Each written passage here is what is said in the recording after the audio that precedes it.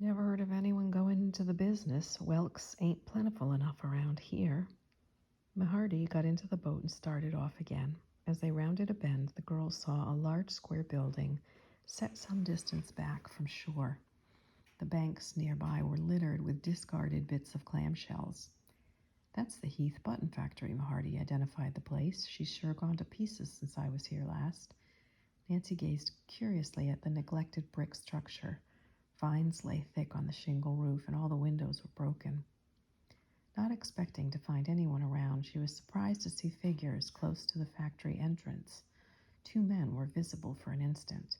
Then they vanished, and Nancy was certain they had gone into the building. Before she could mention what she had seen, Mahardy pointed to something hidden near some bushes. "A boat," he exclaimed, "and her prow's smashed, too." The bow of the boat had been drawn up on the sand.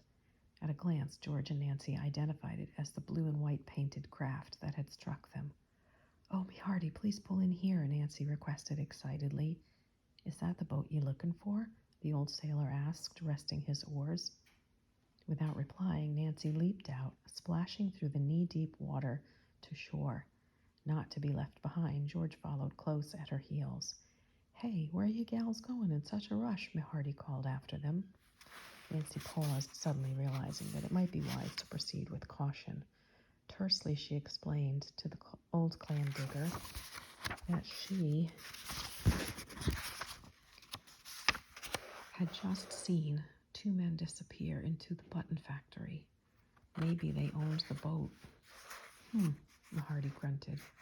"Well, I'll bet you a mess of clams they ain't got no right in there." "I want to talk to them," Nancy called. "Mahardy, will you stay here near the damaged boat? If the men come, try to hold them until we get back." The sailor did not like the inactive role assigned to him, but before he could protest, the girls had gone. Chapter 7. A Mysterious Explosion. Nancy and George had to cross a stretch of low, marshy land in order to reach the old button factory. Their shoes, already water-soaked, became caked with mud, but the girls were deeply grateful for the high, wild grass that screened their approach from anyone who might look in their direction. "I'm sure those two men went into the building," Nancy stated as they moved closer. "One of them wore a cap, like the fellow who crashed into our motorboat." "And the other?" George inquired. "Do you know him?" "I caught only a fleeting glimpse of him," Nancy replied vaguely, although she thought that he resembled the lawyer Hector Keep. Not being certain, she was reluctant to give a definite answer. While still 20 yards from the factory, the girls were startled to hear the sound of hammering. The pounding noise came from inside the building. "Those men in there, just as I thought," Nancy said cautiously, pulling aside the tall grass to obtain a clear view of the building. "What are they doing, I wonder?" "Workmen sent to repair the place, perhaps," was George's reply. Nancy offered no comment. It was entirely possible that Hector Keep had brought another man to the property either to inspect it or to do some work, though she seriously doubted this. As the girls moved closer, the hammering ceased. Though they waited several minutes, it was not resumed. "We may have been seen," Nancy said uncertainly. "I hope the men haven't left." Pushing through to the end of the marsh, the girls saw that the front door to the factory stood open. Nancy peered inside. A long corridor opened into several offices and led to a large workroom at the back. No one was in sight.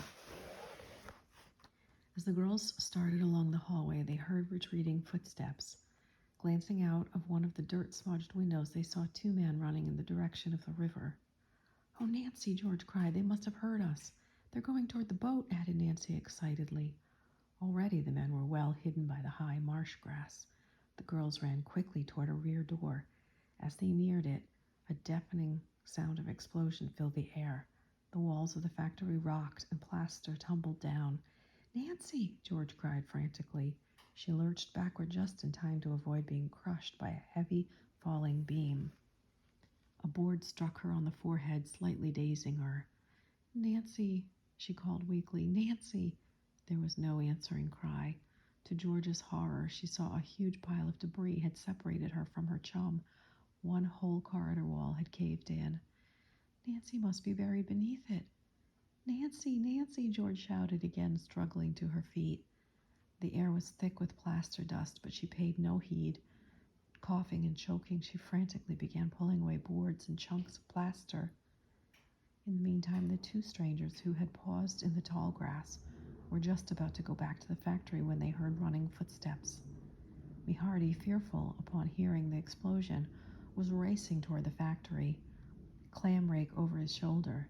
He passed within a few feet of the men. Oh dear, he kept mumbling. I hope nothing's happened to the lassies. He found George still working feverishly at the pile of debris. Hardy, the girl cried, I can't find Nancy. She must be buried under the wreckage.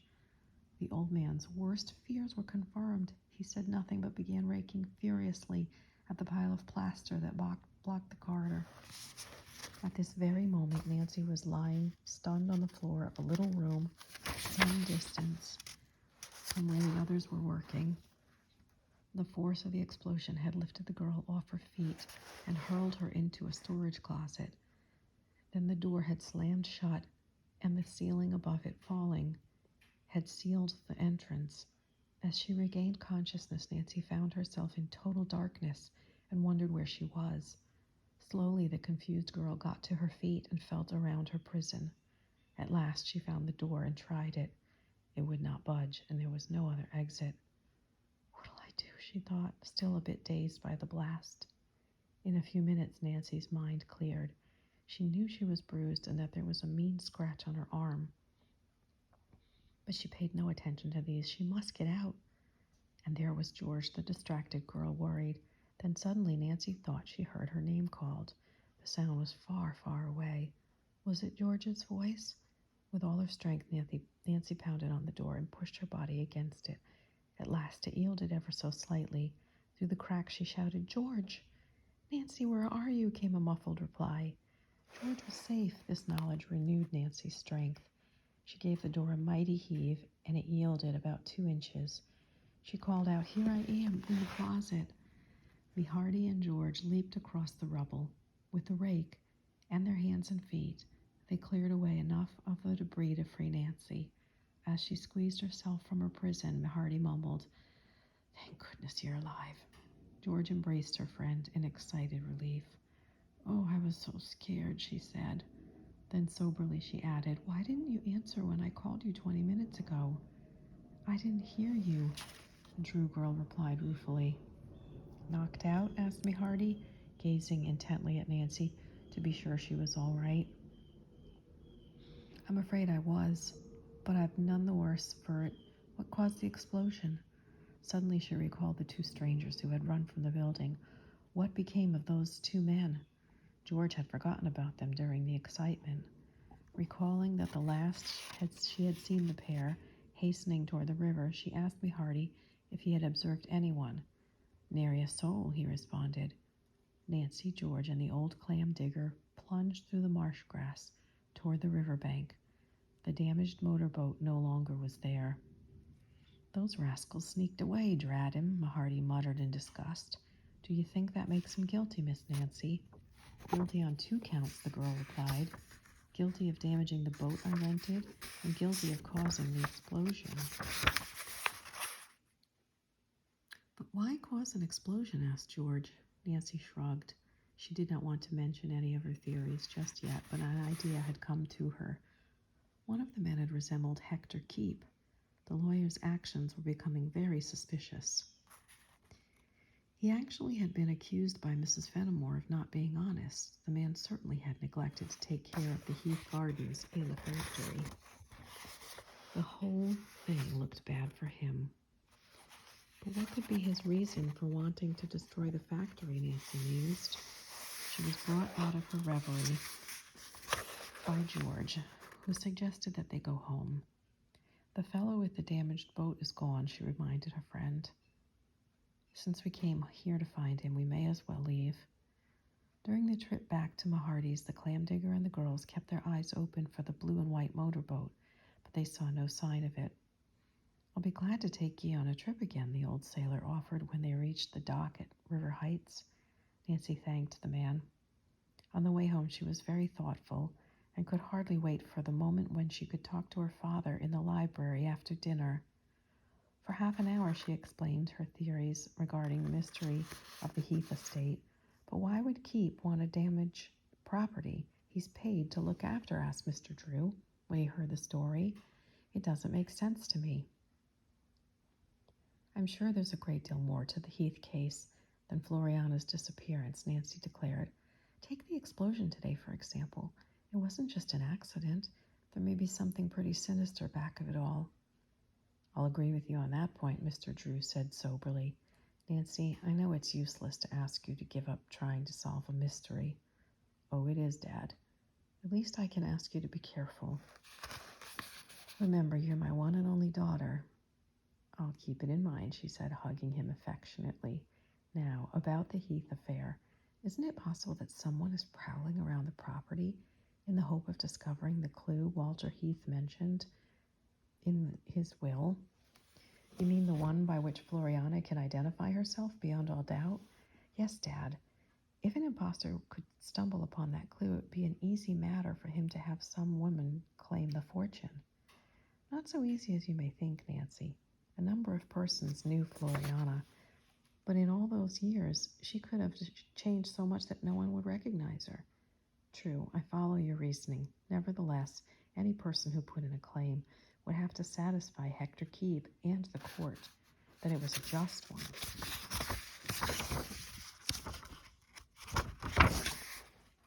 Nancy gazed steadily at her father. Do you think Hector Keep would be difficult to satisfy if he isn't honest?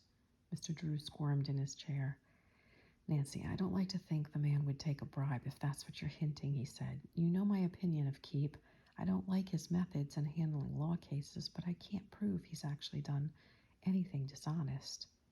Do you admit that the Heath case looks suspicious? The girl pressed him.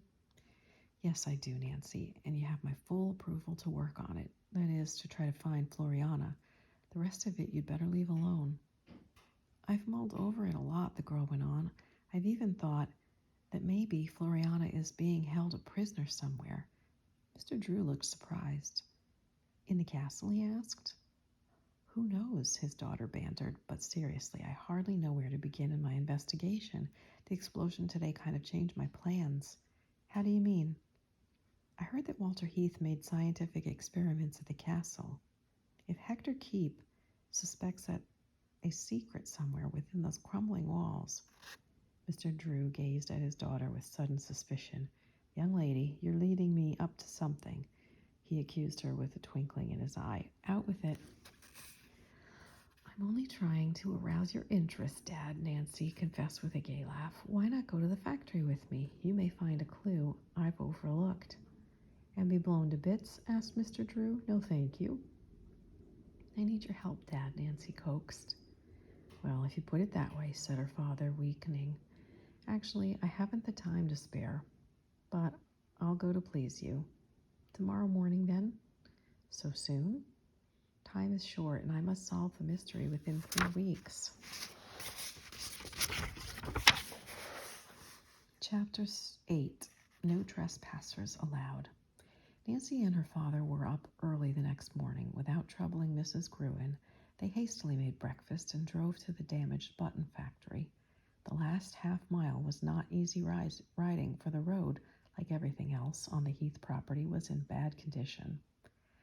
I see why those men came by boat, said Mr. Drew, finally stopping the some distance from the car. This road is pretty hard on tires. We'll walk from here. Nancy led the way through the dew-laden grass to the scene of the explosion. There was no sign of anyone near the factory. The only sound to be heard was the wild cry of a huge waterfowl, which rose from the marsh. Those two fellows did a good job of destruction, commented the lawyer as the Drews cautiously entered the building. Here's where the wall caved in near George and me, Nancy explained, kicking at the debris with her foot. Looks as if it might have been dynamited, her father remarked, after gazing about carefully. Let's see if we can find any telltale evidence. For the next half hour, father and daughter scrambled in and out of the rubble. Discovering nothing of the importance in the corridor, they decided to investigate the large workroom at the back.